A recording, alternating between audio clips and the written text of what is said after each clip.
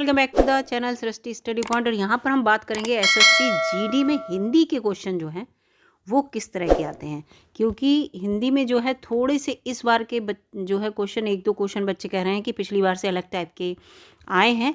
तो फिलहाल यहाँ पर ये देखिए 1 फरवरी 2023 में जो एग्ज़ाम हुआ था तो उसके हिंदी के यहाँ पर हम क्वेश्चन देखेंगे, तो उससे आपको समझ में आ जाएगा कि एसएससी जीडी में हिंदी के किस प्रकार के क्वेश्चन आते हैं। अगर वीडियो आपको अच्छी लगी है और एसएससी जीडी की आप तैयारी कर रहे हैं, पेपर दे रहे हैं, अगर इस समय पेपर चल रहे हैं तो लाइक कीजिएगा, चैनल को सब्सक्राइब भी कर लीजिएगा और दोस्तों में शेयर भी कर दीजिएगा। बहुत इजी आते हैं, 20 क्वेश्चन आते हैं हिंदी के। बहुत इजी क्वेश्चन है क्योंकि 4 पोर्शन में 20-20 क्वेश्चन ही तो आते हैं।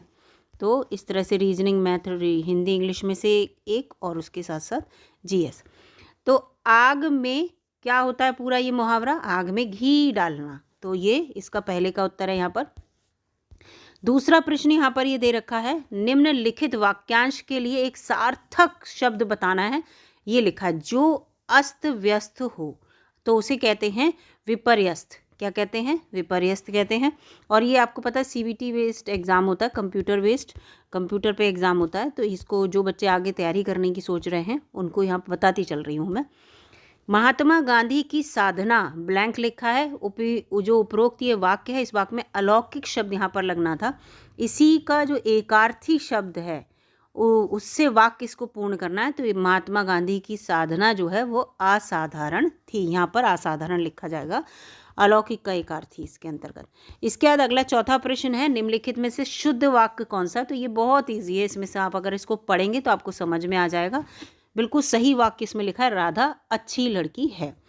फिर अगला प्रश्न है, इसमें क्या करना है कि ये वाक्य दिया है, विकल्पों में से किस एक वाक्य में सर्वनाम के प्रयोग संबंधी अशुद्धि है। सर्वनाम अगर आपने पढ़े होंगे तो आपको यहाँ पर समझ में आ जाएगा, यह, वह, ये सब जो होते हैं सब सर्वनाम में आते हैं, जो संज्ञा की जगह यूज़ होते हैं। किसी का नाम मान लिया आप लिख रहे हैं, उस नाम को ना लिखकर वह करके लिखेंगे तो वो सर्वनाम टाइप होते हैं ना। तो उसके हाथ में जो कलम है, यह मेरी नहीं वह मेरी है, यहाँ पर वह आना चाहिए था, तो इसलिए गलत है। तो इसका यहाँ पर ये ऑप्शन गलत है, ठीक है। और इसके बाद यहाँ पर अगला प्रश्न है, ये छठा प्रश्न। इसमें यहाँ पर यह दे रखा है, एक मिनट दोस्तों, कि ये जस्ट अ मिनट, इसमें दे रखा है कि दिए गए विकल्पों में से कौन सा शब्द निम्नलिखित वाक्य में रेखांकित शब्द का पर्यायवाची नहीं है, ये पूछा है। जैसे कि ये लिखा है, जो रेखांकित वाक्य है सरस्वती, इसका पर्यायवाची नहीं है, तो सहचरी इसका पर्यायवाची नहीं होता है, ठीक है। जबकि हंसवाहिनी, आप तो अगर सरस्वती जी की जिसने जो सुबह को प्रार्थना होती स्कूलों में पढ़ी होगी तो उसमें सब आता है, विमला, शारदा, ये सब सरस्वती जी के पर्यायवाची हैं। इसके बाद अगला यहाँ पर प्रश्न है कि कैंसर रोग बड़ा, तो बड़ा ये है दुस्साध्य, ठीक है, दुस्साध्य है, ठीक है। तो इसमें यहाँ पर दुस्साध्य आएगा। अगर असाध्य होता तो वो भी लिख सकते थे, लेकिन असाध्य का मतलब होता है कि उसका कोई इलाज नहीं, लेकिन कैंसर का तो इलाज है, तो असाध्य इसको नहीं इसलिए यहाँ पर लिखा गया। दुस्साध्य माने हैं कि जिसको सही करने में बहुत कठिनाई हो, तो ये बिल्कुल सही लिखा है, दू के बाद विसर्ग लगेंगे। इसका 8वां प्रश्न है, निम्न वाक्यांश के लिए उपयुक्त एक शब्द का चयन करना है। जो युद्ध में स्थिर रहता हो उसे कहते हैं युधिष्ठिर।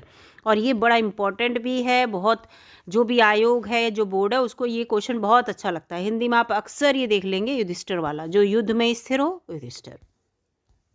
इसके बाद अगला प्रश्न है कि निम्न वाक्य में रेखांकित शब्द के स्थान पर सर्वोचित विकल्प चुनिए। वह अमीर होने पर भी संतुष्ट नहीं है। तो इसके लिए सही विकल्प इसमें से क्या है? तो यानी कि सुखी नहीं है। ये तो कहते हैं कि भले इतना पैसा है तब भी व्यक्ति सुखी नहीं है, संतुष्ट नहीं है, तो इसका यहाँ पर ये होगा। 10वां प्रश्न है कि दीक्षांत समारोह उपर्युक्त वाक्य में रिक्त स्थान के लिए उपयुक्त जो विकल्प है इसमें से कौन सा होगा? दीक्षांत समारोह से अभिप्राय शिक्षा के समापन पर किए जाने वाले संस्कार से। दीक्षांत वही तो होता है जब आप अपनी पढ़ाई पूरी कर लेते हैं तो आप दीक्षांत समारोह होता है, उसमें आपको डिग्री मिलती है, तो उसे दीक्षांत समारोह कहते हैं। इसके बाद यहाँ पर 11वां प्रश्न है कि कुछ समय उपरांत हमारा साहित्य उच्च कोटि का था। तो इसमें पूछा है कि अनुपयुक्त शब्द का प्रयोग किया गया है किस भाग में? तो कुछ समय उपरांत में, इसमें लिखा कुछ समय उपरांत नहीं होता, कुछ समय पहले। तो ये उपरांत माने तो बाद में होता है, तो इसलिए यहाँ पर ये गलत यूज़ है, तो ये इसलिए ऐसा दे रखा है। अनु बहुत सुंदर लड़की है, तो बहुत क्या चीज़ है भाई, सुंदर तो जो है वो विशेषण है, ये लड़की विशेष्य है, इसकी विशेषता बता रही, लेकिन बहुत क्या चीज़ है, तो बहुत है प्रविशेषण। क्या है? प्रविशेषण। इसके बाद यहाँ पर आ जाते हैं, निम्नलिखित शब्द में सही पर्यायवाची शब्द का यहाँ पर चुनना है। किसका? बिजली का। तो बिजली का होगा दामिनी। बिजली किसका है? दामिनी। इसके बाद आ जाते हैं यहाँ पर 14 क्वेश्चन, माता का समानार्थी यहाँ पर शब्द नहीं है, तो वामा नहीं है। ठीक है, वामा नहीं होता है माता का।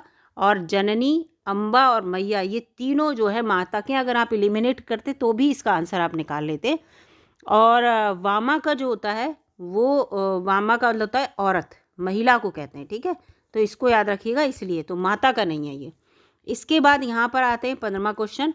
इसमें मुहावरे का उपयुक्त जो सार्थक शब्द मुहावरे के लिए, इस मुहावरे के लिए एक शब्द में क्या कहेंगे, तो वो पूछा। तो आसमान पर चढ़ना को क्या कहेंगे, तो उसको कहेंगे, कहते नहीं तुम तो बहुत आसमान पे चढ़ गए हो, यानी कि अभिमान हो गया है तुम्हें, घमंड हो गया है तुम्हें, तो अभिमान होना। इसके बाद 16वां क्वेश्चन देखिए, इसमें पूरा यहाँ पर एक पैराग्राफ दे रखा है। इसमें देखिए पहले नंबर पे क्या आएगा, दूसरे ब्लैंक में क्या आएगा, तीसरे ब्लैंक में क्या आएगा, चौथे ब्लैंक में क्या आएगा और 5वें ब्लैंक में क्या आएगा।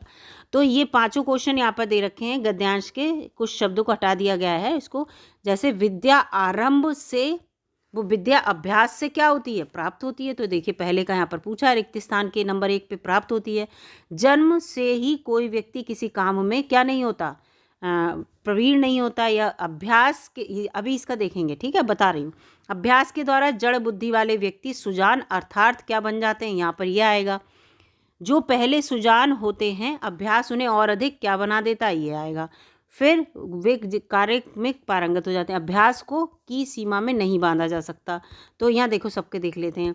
तो इसके अंतर्गत क्या है कि 2 में क्या आएगा, तो यह है कि लिखा नहीं है कि कोई भी व्यक्ति किसी काम में पारंगत नहीं होता। आगे देखिए, तो इसका दूसरे का ये है रिक्त स्थान 3 का।